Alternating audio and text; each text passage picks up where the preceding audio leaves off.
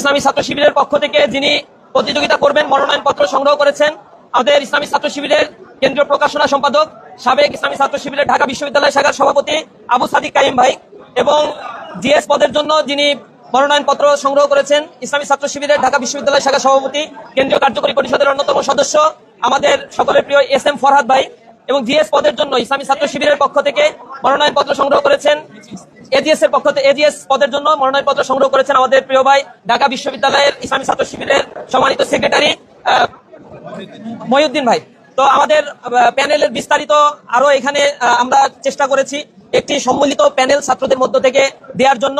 আমরা আশা করি ডাকসুর এই প্যানেল যদি নির্বাচিত হয়, আমরা শতভাগ আশাবাদী ইনশাআল্লাহ আমরা নির্বাচনে জয়ী হওয়ার মধ্য দিয়ে ডাকসুতে যে কার্যকর ব্যবস্থাগুলো গ্রহণ করা দরকার এবং ছাত্রদের কল্যাণমুখী যে কার্যক্রমগুলো নেওয়া দরকার সেগুলো ইসলামী ছাত্র শিবির নিবে। আগামীকাল এই মনোনয়নপত্র জমা দেওয়ার লাস্ট ডেট এবং নির্ধারিত সময়ের মধ্যে ইসলামী ছাত্র শিবিরের পক্ষ থেকে এই সম্মিলিত ছাত্রদের প্যানেলে যে মনোনয়নপত্র তারা সংগ্রহ করেছে সেগুলো আমরা যথাসময়ে জমা দিব ইনশাআল্লাহ। আমরা আশা করি ডাকসুর এই নির্বাচন যে টাইম ফ্রেম দেওয়া হয়েছে যথা সময়ের মধ্যে এই নির্বাচন প্রশাসন ব্যবস্থা করবে। পাশাপাশি আমরা এই ক্যাম্পাসের সামগ্রিক নিরাপত্তা